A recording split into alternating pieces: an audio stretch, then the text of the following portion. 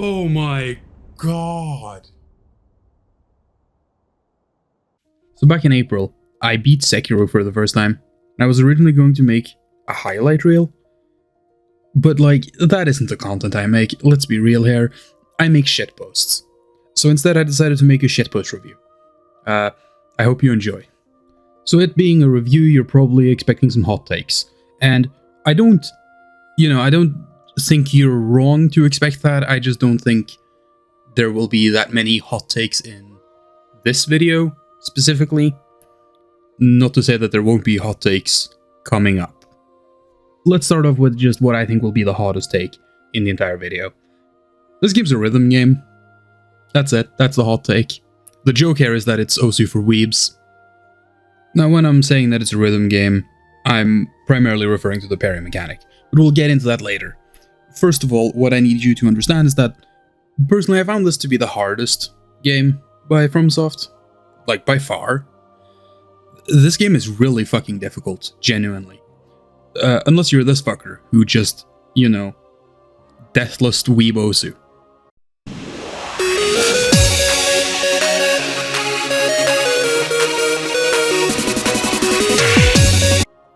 The storytelling in Sekiro is far more straightforward than the storytelling in a lot of the other Souls games.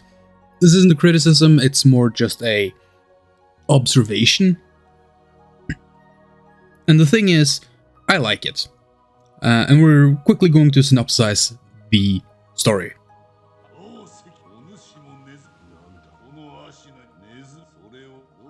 Is the game called Sekiro because this motherfucker calls me Sekiro?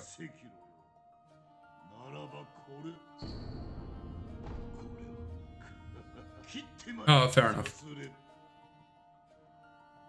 Alright, fair enough.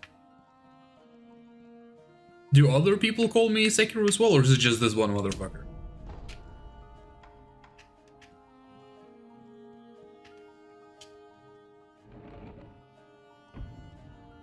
And that's why they... Okay, that's amazing though. Side character calls you Sekiro, so that's what we're naming the game.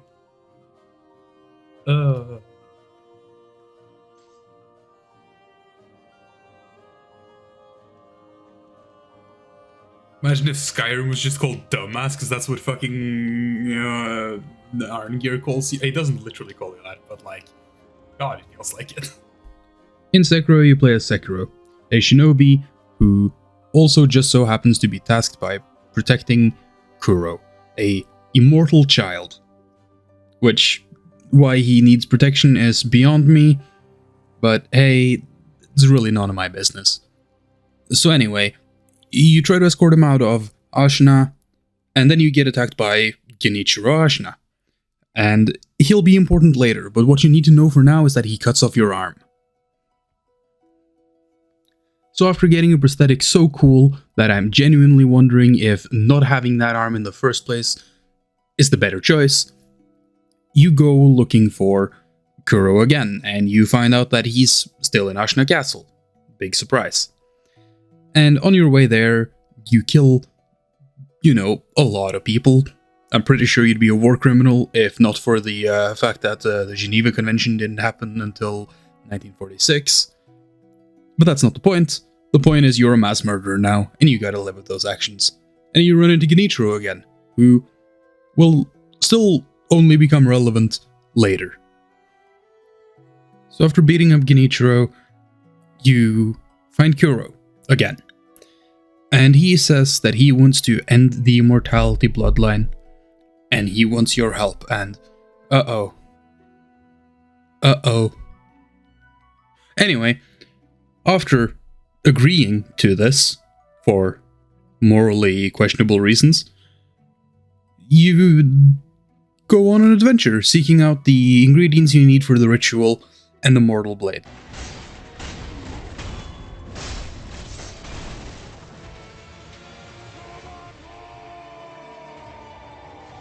Who the fuck is Robert? Something that can kill immortals, and it turns out you can only wield it because you are immortal. And we'll get to that later, again. But yeah, that's pretty much the entire story. So then you go to the place where you fought the first boss while you fight Genichiro. And there Genichiro is. So the thing about the Immortal Blade, and you can only wield it because you're immortal, is that there are 2 mortal blades. And Genichiro has the second one. Which either implies that he has immortality, or we could have just gone for the other one instead of potentially finding one that might kill us. I think it's the former. And then you fight, and he isn't that difficult. Then you get to fight the final boss, which is that difficult. Now this is obviously a highly oversimplified version of the story, because I'm not really good at remembering the story from something I played half a year ago, and the synopsises I read weren't that good. And I can't be asked to play the game again, because then I need to unplug my keypad, and I'm lazy. Okay? That's the entire thing here. So let's just talk about the combat instead, because I remember the combat. Listen, the combat is the reason why I call this a rhythm game, okay? It's all about getting your timings, you know, your parries on time, properly, to reduce the opponent's posture bar, stance, so that you can get a death blow. And it's so good.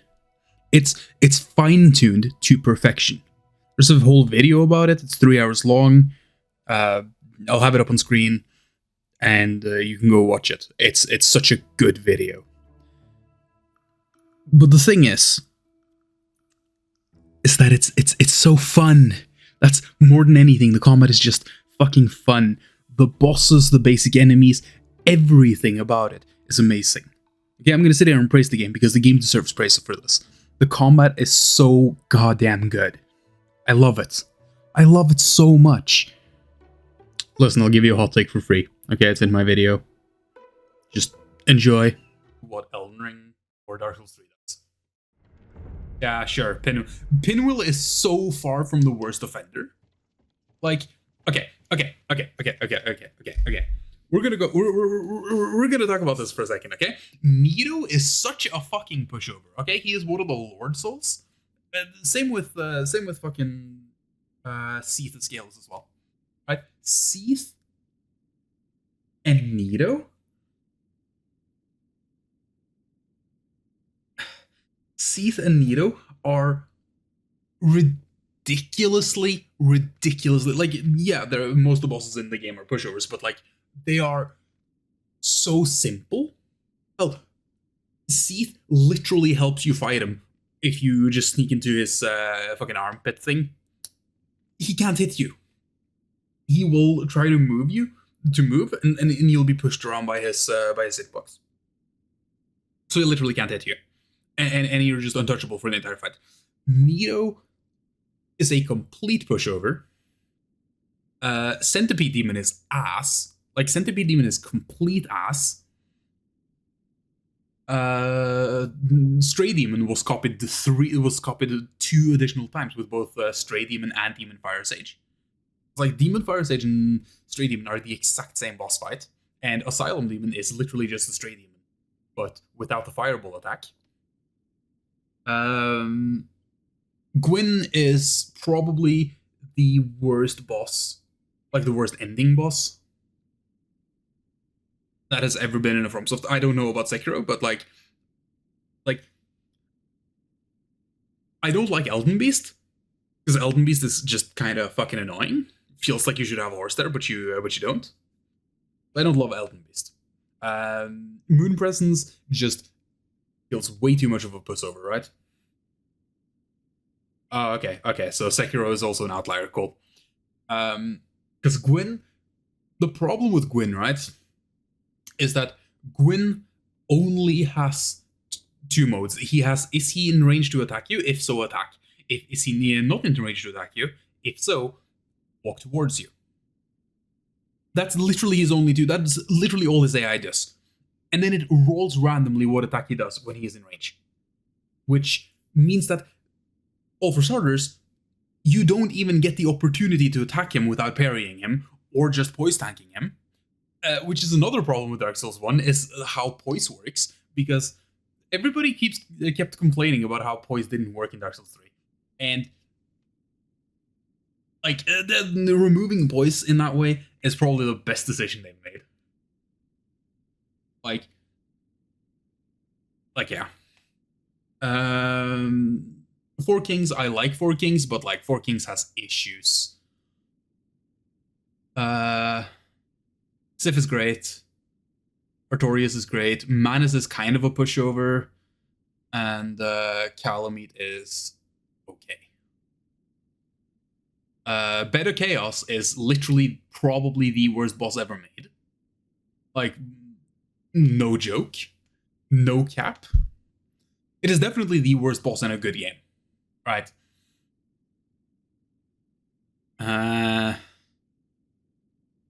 So like, instead of giving it... Yeah.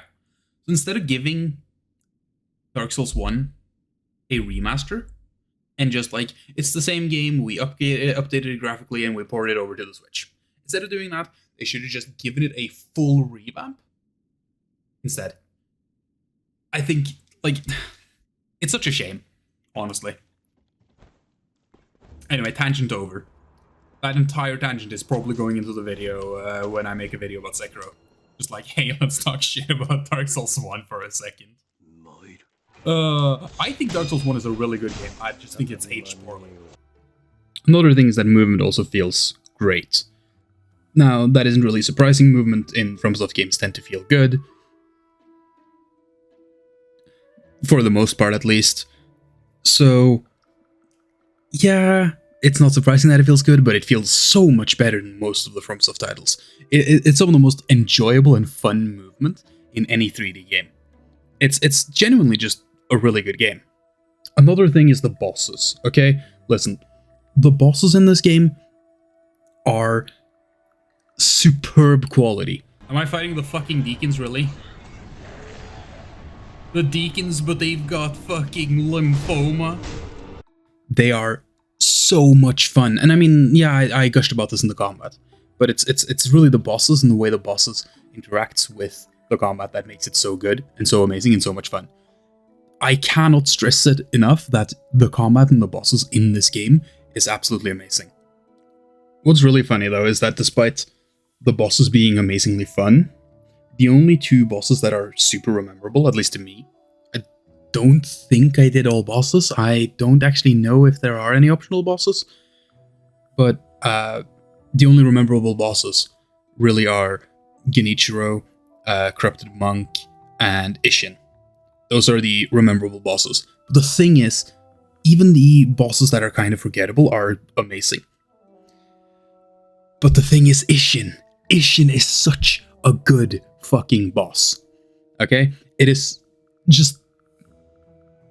Oh, I love that boss so much. That's probably my favorite FromSoft fight, which before I beat the game was Sister Frida, who's now probably on 3rd place, but it'll take a while, but we'll get there. No, I love Ishin. Ishin is amazing.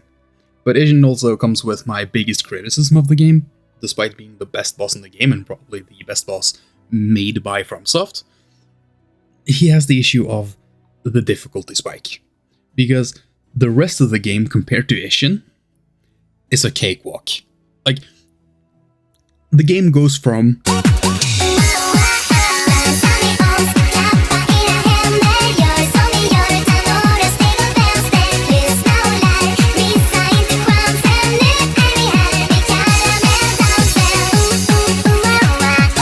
to...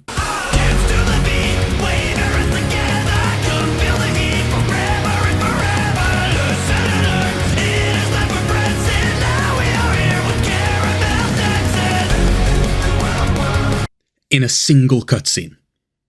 And